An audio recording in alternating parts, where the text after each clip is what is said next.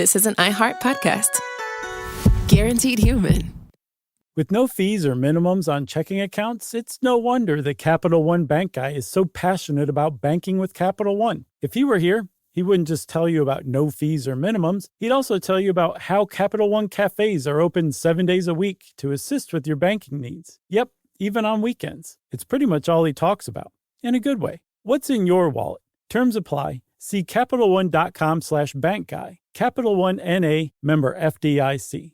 Work can be a little weird. Cringy training seminars, coworkers who won't stop talking about their plant, forgetting the mute button at an inopportune moment. We have to deal with a lot on any given workday. Sometimes it can feel hard to thrive and move forward in your career. Well, that's where LinkedIn comes in. LinkedIn helps you get ideas and insights from experts in your field, connect with people professionally, grow your network, and access tools designed to help you find the right fit for your next role. Whether you're just getting started, figuring out your next move, or looking to accelerate your career, LinkedIn is built to support you at every stage, because LinkedIn is the network that works for you. Visit linkedin.com/knowstuff to learn more. Hey everybody, it's me, Josh, and for this week's Select, I've chosen our 2021 episode on Night Trap, the video game. One of those overlooked pieces of pop culture history about one of those unfortunate pieces of technology that emerged during a sea change, which made it utterly out of date the moment it was born. It's a great story about a not at all great video game, and I hope you enjoy it. Welcome to Stuff You Should Know, a production of iHeartRadio.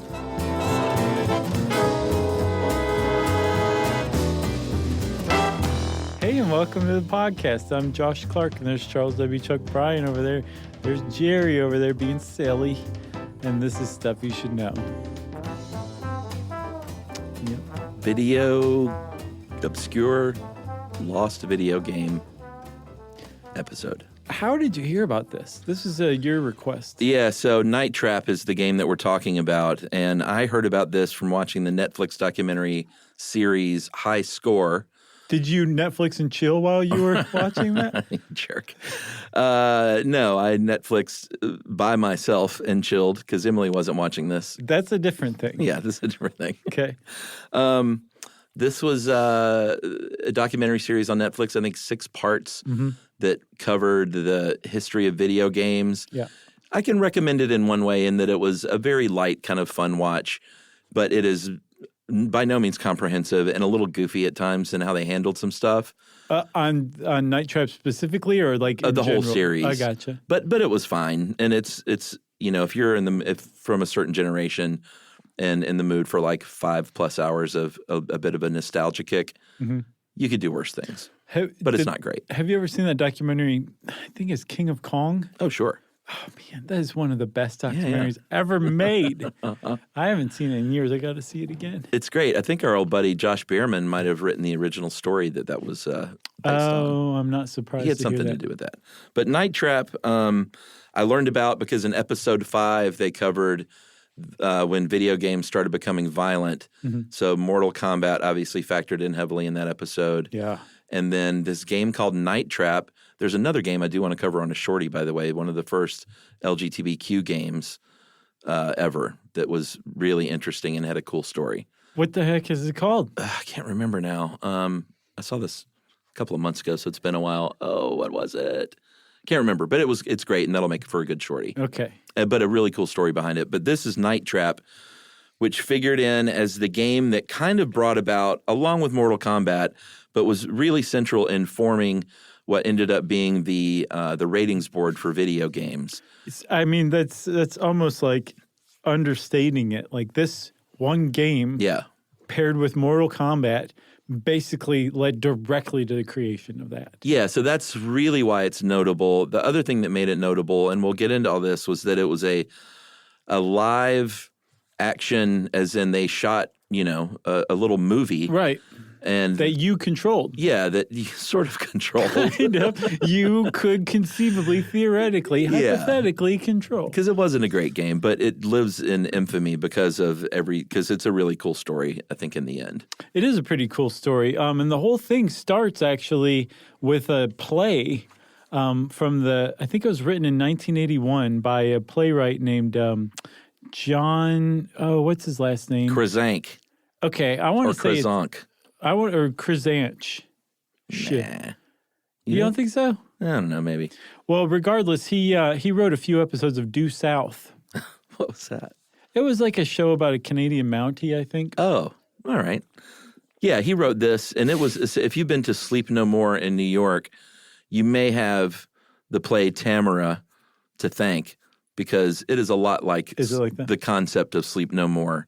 As far as I know, this was the one that like broke that ground. I think so. And the ground they broke it, it's about the painter Tamara de Limpica, who I've never heard of. She was a Polish painter who lived in Italy in the Roaring 20s. Okay. When the fascists were starting to take power, and she took no guff from them. No guff. Hedonistic, amazing Art Deco painter. Oh, nice. Art Deco portraitist, basically. Okay. Interesting. Her work's really interesting. I didn't know anything about her. I'd never heard of her until this, too. But I looked her up. She seemed pretty cool. But this is a play about her where it is set on a multi-floor building. There are scenes taking place at the same time in multiple rooms. And as an audience member, you can move from one room to the other, missing out on some stuff, seeing some stuff, interacting. I mean, it's Sleep No More. Yeah. I don't know if they just totally ripped it off or if they said, hey, it's been, 30 years. Who's going to remember Tamara? Right. I think it was like they broke that ground. And once you break that ground, you're going to have people follow in your wake. There's probably been other stuff that did this, but Sleep No More, I think, just got so much attention in New York for its run. I think it might still be going or maybe coming back after the pandemic. I would like to see that. I would love to see Tamara, too. But it ran in New York, but it actually started at a Toronto art festival, I think. Oh, interesting. And then some producers set it up in L.A., and that's where it had its longest run from about the mid-'80s to the '90s.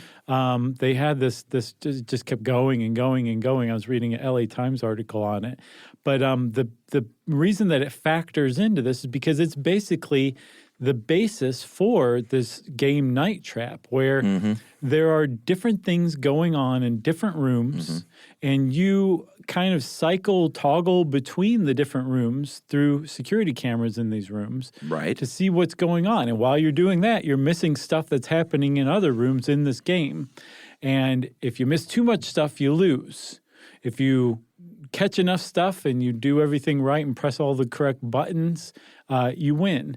But that's basically how it applies. It's like this almost an homage to this play in video game form, but it's full motion video, meaning it's like a film or TV show that you vaguely control or you interact with.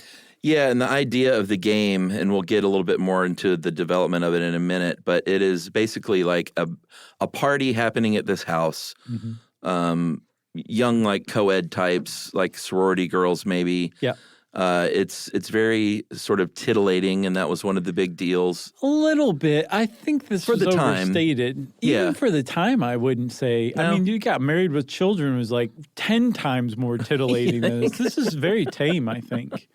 Well, obviously part of the controversy comes from assaults on women in the game, understandably. But again, we'll get to that. It is even tame compared to a lot of the stuff that was out at the time. But what's going on in the game is they are these pseudo vampires called augurs that are the bad people in this game. And Jim Riley, who conceived of this game, when he had the idea of, I think he was watching a security camera screen with all these different rooms, and it hit him like, what a great idea. And then he saw this play, and he said, we can actually do something like this. Like, what if a user and a game player could go into any of these views that they want, and if they're missing something, they're missing something. It might be important, but they're in control of the game. Right. And I mean, or the story, rather. Right. But again, I think you really pointed out something important. That was the concept. In the actuality, they kind of missed the mark a little bit. Yes. So with the game, it was originally designed as part of a platform called Control Vision. Yeah. And I think internally it was called Nemo, N-E-M-O. And it was being created by a company called Axelon. Mm-hmm. And Axelon was actually a Nolan... Such an 80s right. like video game company name. But it was a Nolan Bushnell company. Yeah. After Atari, he founded Axelon, among others. I think he created 5 companies at the same time in parallel using this incubator that he had created. And the developers at Axelon started creating a full motion video. VHS based, we should point out. Yes, on VHS. Mm-hmm. And to get from one place to another, rather than, this was the breakthrough thing. This was the thing that made this work. And they did get it to work. Yeah. But using VHS tapes, you could toggle between stuff in virtually real time without the VHS player having to rewind or fast forward, which would have really just kind of put the kibosh on the whole thing. But instead, because of the interlacing that that video uses, they could actually choose what field to show at what time and basically switch between them. Which was... I mean, it looks archaic, but it's a remarkable technology at the time to be able to do that. Right. Yeah, really impressive. It's still mind-blowing. Like, I vaguely understand how this actually works. But the fact that they actually got this to work and had a proof of concept going, enough that Hasbro was, like, sold, that was a big deal. Yeah, and this was 85. One of their designers was the legendary Tom Crane, who designed Pitfall, one of my favorite all-time games on the Atari. That's a good one. But it was a good team, and they went apparently to these Tamra performances. They were also inspired by Dragon's Lair. Do you remember that game? I do. I was never into it, but I remember watching it and just kinda... It looked cool. I mean, it was an animation game where it was fully animated and used Laserdisc to project this animated footage. So it looked awesome, but it wasn't that great. The gameplay wasn't great. No, but it followed a story. There was a story that was happening, and then every once in a while there's something you had to do to move the story along as part of the game. And if you didn't do it right, the dragon turned you into ash or something like that, right? Yeah, but you're not actually controlling the player, which was the big difference in these games from a regular game. You're creating a sequence. Like you're doing this and then sitting back, and then hopefully the thing you're hoping to happen happens. Now, the thing that differentiates that from Night Trap is that there was no coherent story. While you were off doing something that you were supposed to be doing to win the game, the story kept going on over here. So you can't follow a storyline that way. No, which is a big deal. That was a big differentiator between it and Dragon's Lair. All right, well, let's take a little break here. That's a good setup, I think, and we'll come back and get more into Night Trap right after this.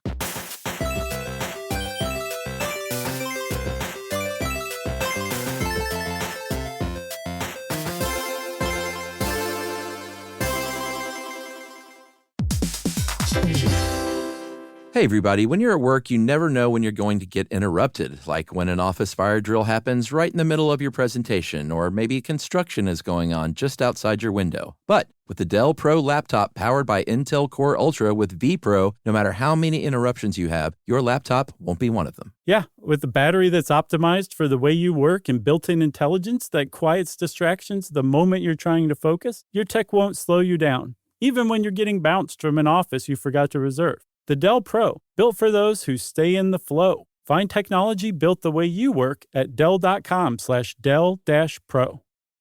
Built for you. Spectrum Business keeps businesses of all sizes connected seamlessly with fast, reliable internet, advanced Wi-Fi, phone, TV, and mobile services. That's right. And Spectrum Business offers 100% U.S.-based customer support 24/7 to help you stay up and running. And they offer tailored connectivity solutions with packages built for your business budget. Yeah, so it's no wonder millions of business owners rely on Spectrum Business to keep them connected. Visit spectrum.com/business to learn more. Restrictions apply. Services not available in all areas. You know, a lot is going on in the world, like a lot. The news cycle can feel overwhelming. It can make you want to stick your head in the sand, actually, because it's just too much. Yeah, Well, that's where a new podcast from The Guardian can help. Stateside with Kai and Carter helps you make sense of it all. 3 times a week, journalists Kai Wright and Carter Sherman step back from the headlines to wrestle with the same questions you're probably asking. What's really happening and why does it matter? That's right. Kai and Carter draw on The Guardian's reporting in the U.S. and abroad to provide the context and insight you need. I mean, they're getting perspectives on everything from global news and climate to culture, lifestyle, fashion, you name it. All the stuff that's shaping our lives. And because The Guardian isn't owned by any billionaires, you can trust that Stateside is delivering fact-based reporting. And that's the whole point. Basically, Stateside with Kai and Carter helps you stay informed without getting burned out. Listen wherever you get your podcasts or watch on YouTube.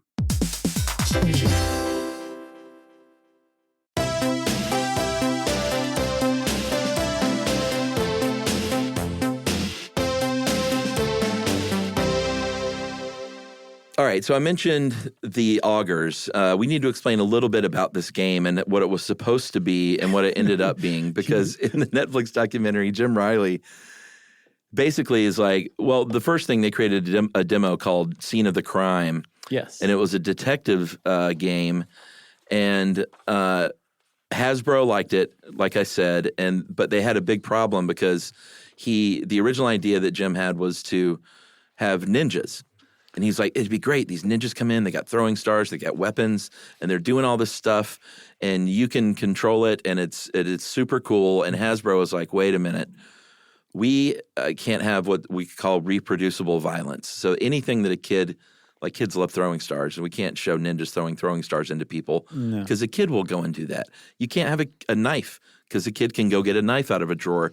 It's got to be something that a kid cannot reproduce. So they said, okay, well, what if the ninjas turn out to be, and I'm sorry, I know ninja is the plural of ninja. Sorry, everyone. Sure. What if they turn out to be vampires? Right. And Hasbro said, I kind of like where you're going with this, but kids can still bite people on the neck. What else I think it came the other way, though. I think that was a note from Hasbro. Oh, was it? I'm pretty sure they were like, what if they were vampires? Okay. And Jim Riley was like, okay, I guess I can do that. Okay.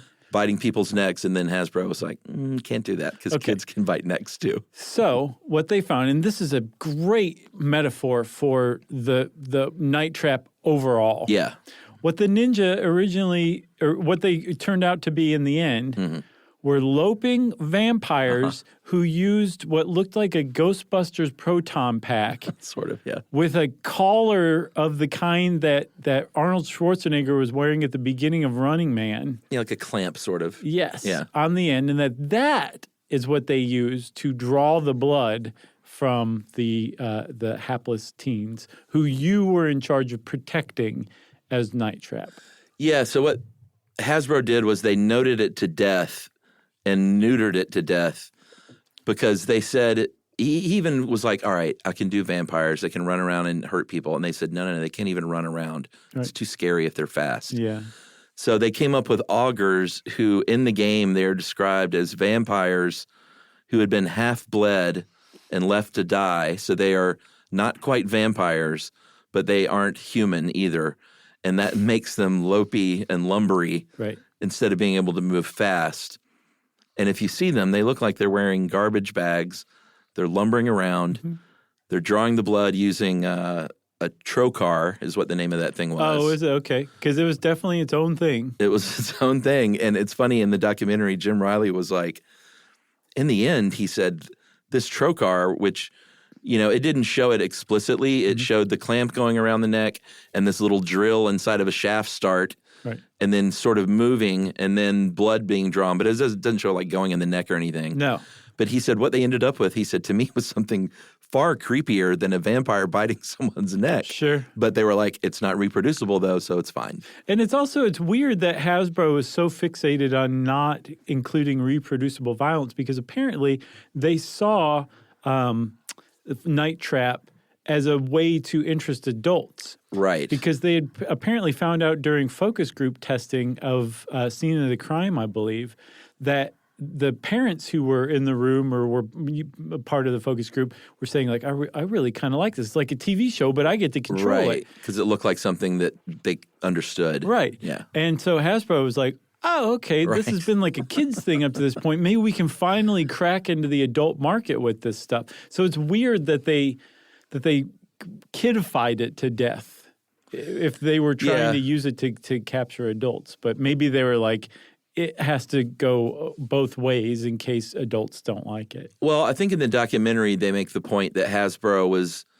I think the adults were looming out there as a possibility, but they were like, adults will never play video games. Yeah. So what they really wanted until they grow up and then continue to play video games, what they really were after was a teenage market, which didn't fully exist at this point. Oh, gotcha. Like an old, like 16 and 17-year-old boys, which is why they put sorority girls in like a nightie at a slumber party, was in an effort to sort of titillate, people like me.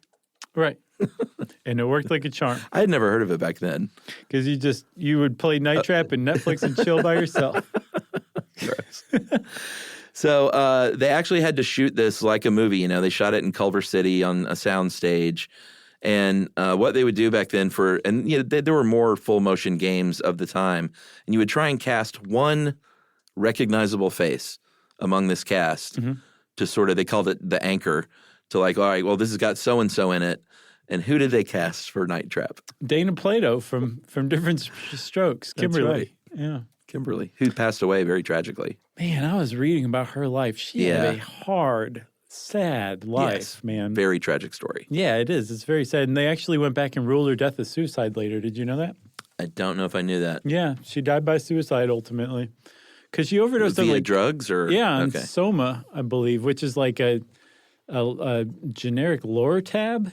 Interesting. Which I think you really have to try. Like, I don't think that's an accidental thing, which is probably why they did that. But it was at a family reunion in Oklahoma. Wow. Which I'm like, God, man, that's just a sad ending. And her son actually died by suicide as well later on. Oh, I think I knew that. Like, not super long ago, right? In the 2010s. Yeah. Oh, man. Very sad. But yeah, Dana Plato was cast as that anchor. She played Kelly, who was a secret agent who had infiltrated the house. She was undercover. Yeah, she's undercover, and she would talk right to camera and say things like, "You've got to get to the other room because the augurs are after whoever, Mary. Help her. Yeah, go help her." And we should say also, so the group of crime fighters that she was a part of was called SCAT. Yeah, the Special Control Attack Team, SCAT. And then I don't know if we also said, so the people who own the house had invited this group of teens that included undercover Dana Plato, Kelly, which I saw admittedly on Wikipedia. This is a great example of Night Trap being Night Trap. In the credits at the end, Kelly's name is spelled with a Y on the end. In the player's the user's hand guide, it's an I. It's an I. Yeah. That's Night Trap for you right there. But the family that invited the kids, these teenage girls out for a weekend at their house are actually themselves vampires with teeth and everything. They're not augurs. They're actually vampires. And they don't attack people. No, they brought them there for the augurs. Right. To source their blood, I guess. Yeah. There is a pretty funny scene in it when did you watch any of it? I watched the whole thing. I watched Okay. I think Grumpy Gamers did like a playthrough. Yeah, they have a full thing. I watched their stuff too. And I've watched a lot of Night Trap stuff. The best part is when they're explaining in the game what the augurs are, and the woman says, it's a vampire who's been blah, blah, blah. And one of the scat guys is in the background, and he goes, "You've got to be jiving me." I didn't see that. Oh, it was great. It was like, was this game made in 1989 or 1973? It was really confusing, like what era it was. So you said it was shot on a soundstage in Culver City. Yeah. And it took like 30 days almost. They had to shoot a ton of stuff. Yes, because it was like a 250-page script, which is incredibly long. Wow. Ed, who helped us out with this one, he points out that a 2-hour movie might have a 120-page script. It's about a minute per page is the rule of thumb. This was 250 pages for a video game that was not very good. Yeah. That didn't have a lot of dialogue, but there were a lot of different outcomes that could Right. happen in just one particular scene. Sure. So if you shot a scene, you had to shoot it multiple times to get what you wanted. Right. And then you had to shoot those multiple times for each outcome. Yeah, and we should say that the violence in the game, like we said, is suggestive for the augurs. You don't really see anything. The only real violence is when the augurs are dispatched of, but it is very much a Wile E. Coyote, Bugs Bunny sort of thing. Yeah, it's the definition of cartoonish violence. Yeah, like they will be a Murphy bed will flip them out of a window, or they'll just fall through a trap door. The stairs, one of the things, if they're coming down the stairs, you can trap them by collapsing the stairs and they'll they go flat. slide That's down a cartoon. it. When they fall into the trap, like a smoke machine pours smoke out of it, it's impossible that they weren't going for cartoonish violence. There's no way of course. that the producers and directors were trying to be like scary in any way, shape, or form. But it was shot by Don Burgess, who was nominated for an Oscar less than a decade after Night Trap for Forrest Gump. So they had a real team. It wasn't just, they didn't, say, all right, well, let's go out in the valley and use some, like a porn crew. Sure. And just do this thing. Like, they had a real crew. No, and apparently Hasbro spent, depending on who you ask, at least $1 million on this. Yeah, they said 1.5 in the documentary. So they put some money into it, and it is not apparent on the screen. The sets look terrible. The doorways, I don't know if you noticed, but any doorway, they didn't build the door down to the floor.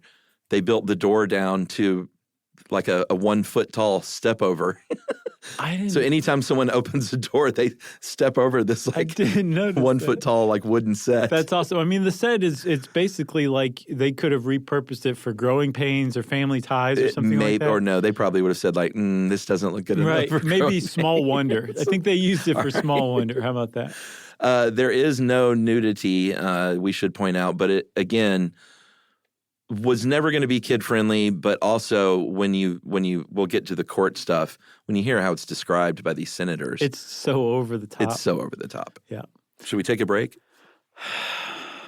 You don't want to take a break, do you? No, I'm excited and I'm ready to keep going. But let's take a break. All right. Well, I guess we should take a break by saying that Hasbro dumped the game. This is a nice cliffhanger. Oh, okay. Hasbro dumped the game. Wait. Will once- Hasbro dump the game or not, Chuck? Okay. We'll find out right after this.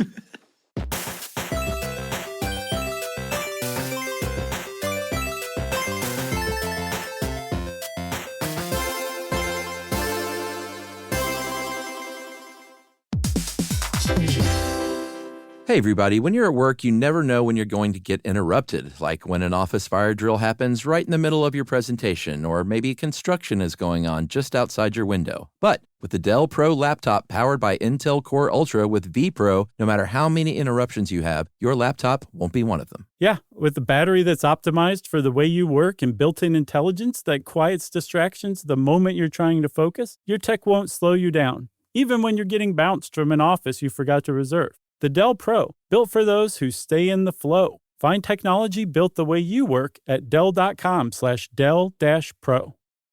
Built for you. Spectrum Business keeps businesses of all sizes connected seamlessly with fast, reliable internet, advanced Wi-Fi, phone, TV, and mobile services. That's right. And Spectrum Business offers 100% U.S.-based customer support 24/7 to help you stay up and running. And they offer tailored connectivity solutions with packages built for your business budget. Yeah, so it's no wonder millions of business owners rely on Spectrum Business to keep them connected.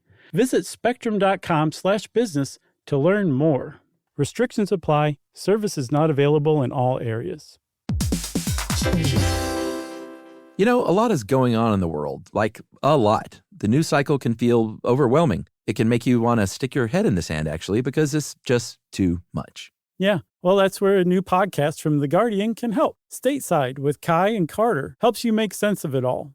3 times a week, journalists Kai Wright and Carter Sherman step back from the headlines to wrestle with the same questions you're probably asking. What's really happening and why does it matter? That's right. Kai and Carter draw on the Guardian's reporting in the U.S. and abroad to provide the context and insight you need. I mean, they're getting perspectives on everything from global news and climate to culture, lifestyle, fashion, you name it, all the stuff that's shaping our lives. And because The Guardian isn't owned by any billionaires, you can trust that Stateside is delivering fact-based reporting. And that's the whole point. Basically, Stateside with Kai and Carter helps you stay informed without getting burned out. Listen wherever you get your podcasts or watch on YouTube.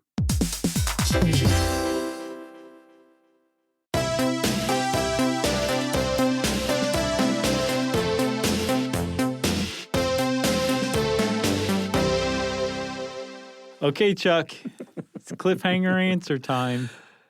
Hasbro dumped the game. Oh, my gosh. Because, A, it wasn't that great, but the big reason was because CD-ROM technology started up, and they were like, we've got VHS technology, Right. and we sunk $1.5 million into this turkey. Yeah. Like, let's just dump it. And that should have been the end of it. Not just Night Trap, but the whole Control Vision thing. Sure. The whole platform that Night Trap was just going to be a game on. Yeah. Totally gone. CD-ROM killed it. Hasbro said, forget it. The thing is, the people who worked on designing this game said, no, Hasbro's being short-sighted It's here. too good. This game in particular, maybe Control Vision is dead. Granted, the VHS thing, we're going to just forget about that. But this game is too groundbreaking to just let die. So they actually went to Hasbro and said, how much will you sell us the footage, the code, the whole shebang for Night Trap for? And the designers actually bought the game from Hasbro and took it and founded their own company, Digital Pictures. Do you know how much they sold it for? By No, chance? I couldn't find it. I couldn't find it either. I would guess peanuts, basically. Right. They probably were like, I don't ever want to hear the words night or trap together again. Just get it out of here. But these designers, developers, directors, writers, everybody got together, formed Digital Pictures, and bought it and started developing Night Trap, ironically, for CD-ROM, which is the very type of media, that killed it in the first place. Yeah, by Jim's telling on the documentary, I don't know if they were already going CD-ROM or if it was initiated by Sega, but he got a call, he said, out of the blue from Sega, who had their gaming system at the time, Sega Genesis, and then Sega CD was an add-on system featuring this new CD-ROM technology. And he said they got a call that said, hey, you want to develop this for CD-ROM? And he probably got a good laugh out about that and the irony, and then said, sure, because Night Trap must live. Yes, this guy is dedicated to Night Trap living. If there's one thing that he wants to keep alive in the world, it is Night Trap. That's right. So they started developing it for CD-ROM. It was a step up for sure from what I can tell. Like the graphics worked a lot better. The problem is this was 1992? 1992 was when it was finally released as a CD-ROM game, yeah. They had shot all this footage in the late 80s. But it looked like the late 70s. There was a big difference between, say, 1988 and 1992 style-wise. It was apparent, visually apparent, and immediately apparent to anybody, say, a video game playing age. Yeah, agreed. That was a big strike against Night Trap to begin with. But probably the biggest strike of all was that it wasn't a highly playable game. It was not a good game. And it probably would have just kind of faded away. Like it sold, I guess, enough that it qualified as like not a disaster. They at least did more than break even. But it probably would have just fallen into the dustbin of history had it not been for Senator Joe Lieberman of Connecticut and Senator Herb Kohl of Wisconsin, a couple of Democrats who created this crusade about violent video games in I think, 1993.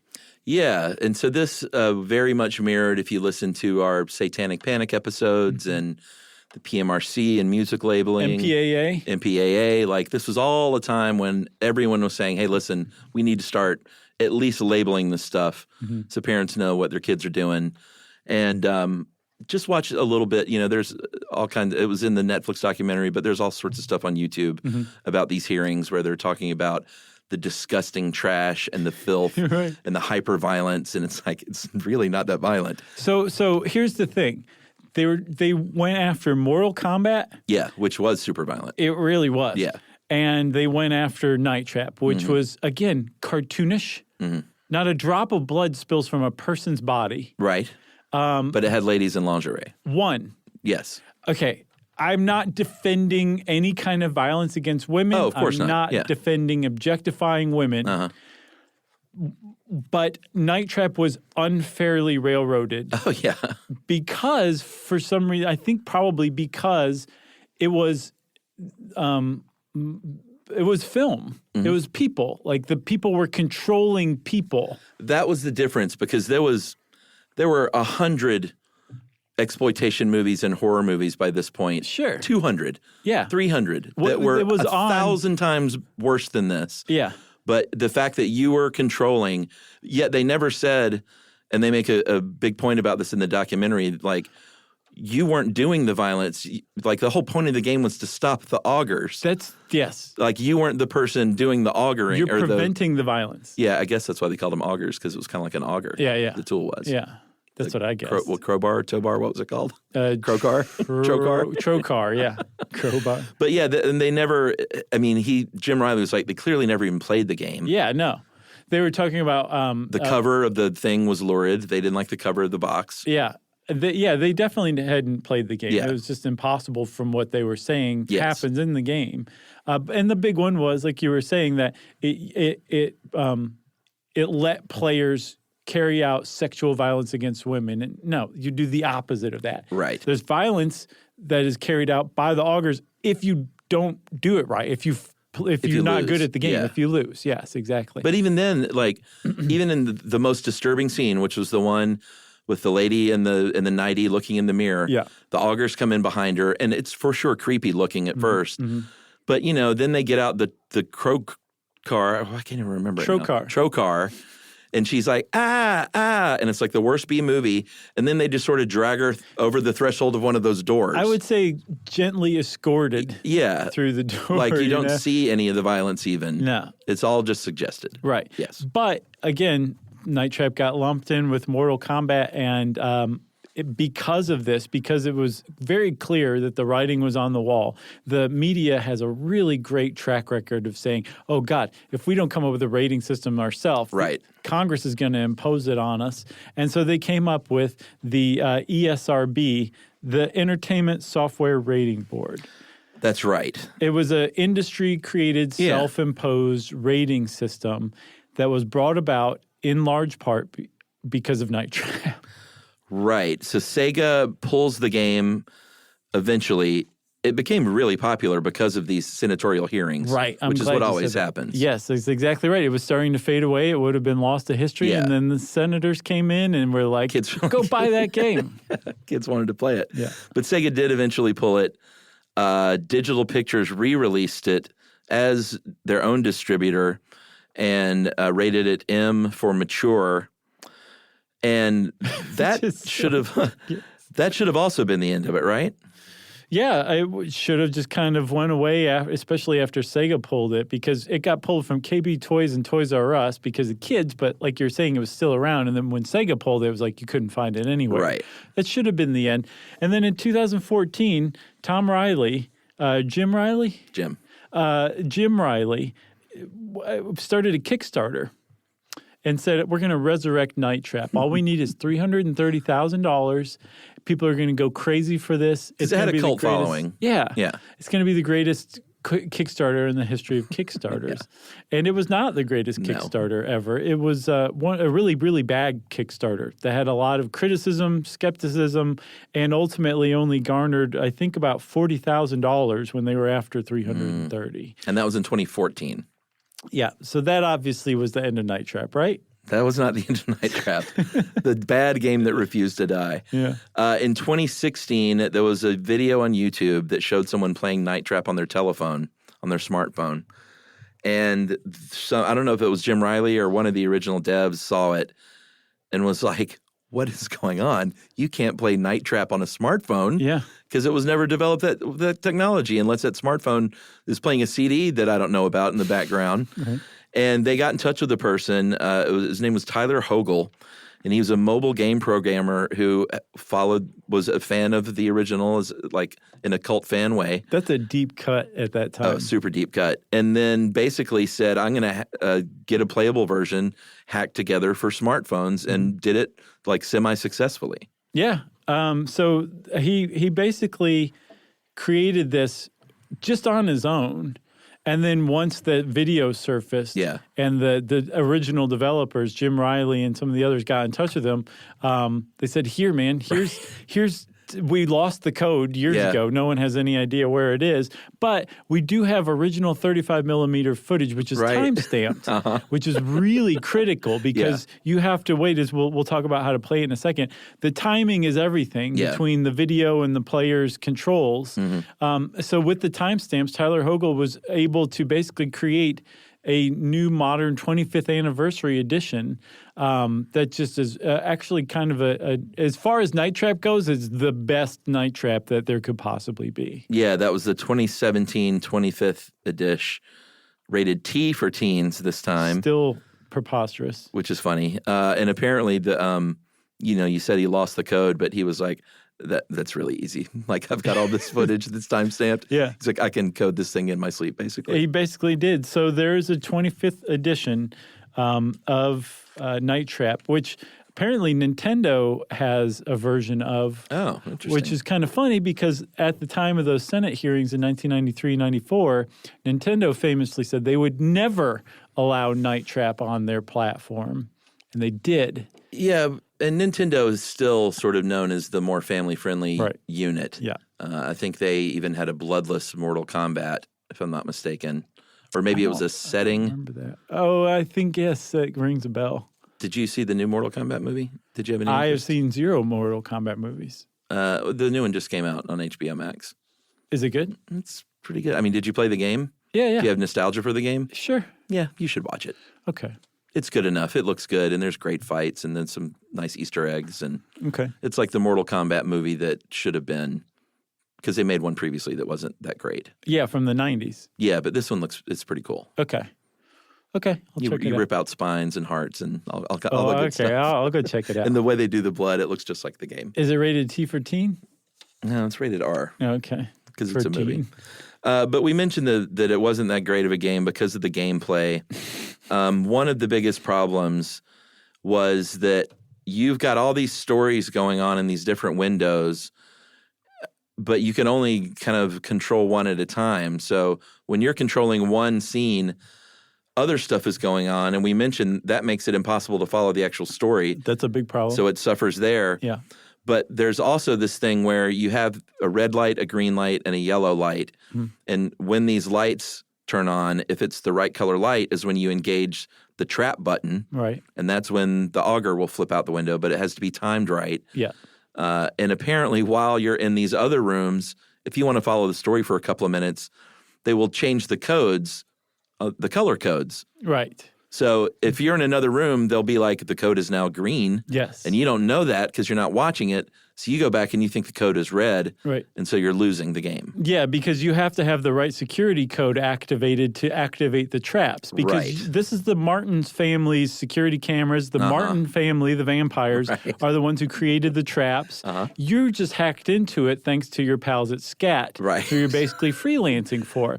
But when they change And those Dana played codes, it doesn't show on screen. Right. The character tells another character to go down to the basement and change the code On to a different orange. screen that you may not be watching. Yeah, in a Yes. different room that you can't hear or see or anything like that because you're in the living room and this conversation's happening in the kitchen. That is not a thing where it's like, oh, that's a cool little feature. that part of the gameplay. That It's a is a bug. maddening. Yes, it's a bug, right? So that's a big part. That's a big problem with it as well. And then also, you don't have to get a perfect. You don't have to play a perfect game to win, but if any of the augurs get any of the characters, Yes. you lose. Right. If too many augurs start to accumulate, you lose. And you get yelled at by the leader of SCAT. It's kind of funny. He gets really mad at you for screwing up. But to win, you're basically memorizing where to go win. And it happens, especially toward the end, really quick. So like you'll, set off a trap in one room and you have to go remember what room you're supposed to go to get the trap set for the next auger. And it's not really fun. It gets really intense toward the end, but not necessarily fun. Yeah, I mean, hats off to the Grabster because he actually played this thing and tried to play it, which was more than I was willing to do. But I did watch the walkthroughs. Did you see the Night Trap video or the lip sync video? I did not. There's actually a theme song, Night Trap. Oh, right. Look out behind you or something like that. That one of the characters does a air guitar, tennis racket lip sync to. Wow.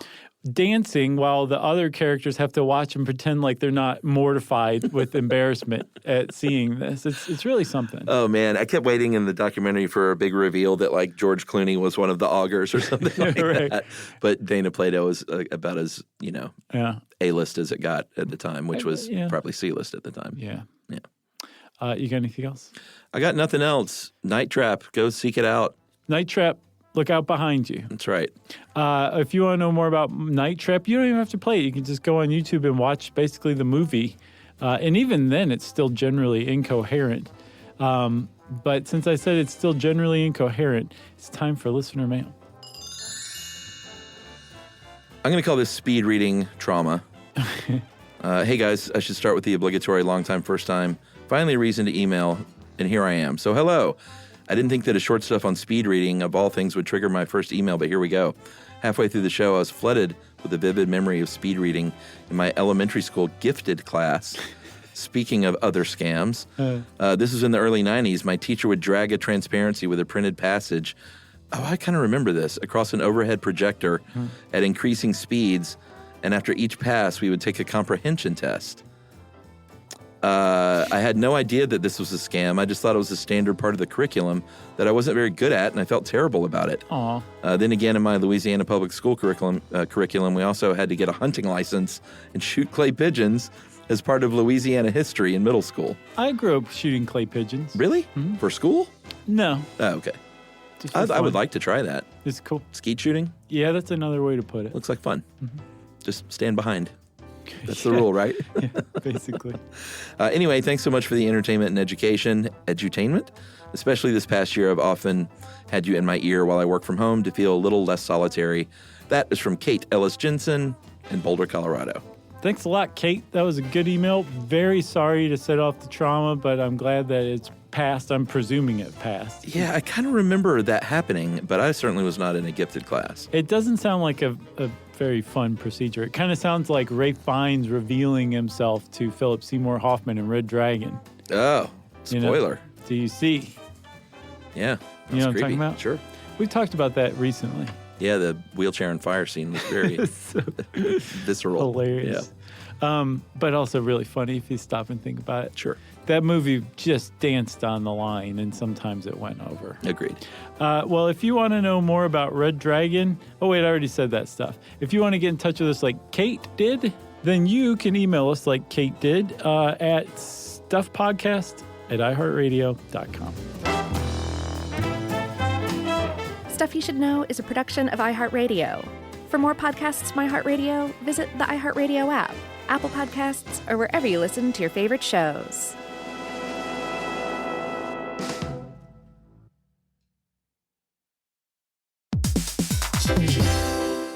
Every parent should know the Car Ride soundtrack. Are we there yet? How much longer? I'm bored. Well, if you're taking an extensive car ride anywhere and you've downloaded the Lingo Kids app prior to leaving the house, you may experience something strange, right, Chuck? That's right. You may experience silence from the back seat. Your kid may go an entire car ride without asking once if they were there yet. How about that? And by chance of miracle, they may even ask if you could drive longer. Yeah, that's the magic in Lingo Kids. Over 4,000 interactive games, songs, and shows, including their favorite Disney characters. It turns the longest drives into the easiest ones, and honestly, you won't understand why you didn't download it sooner. That's right. Lingo Kids is the #1 entertainment platform for young kids, and it's free to download. Or go plus with the Lingo Kids subscription and unlock even more content your kids won't be able to get enough of. You can save up to 60% on the yearly plan. Just search Lingo Kids in the App Store or Google Play. Lingo Kids, everything kids love.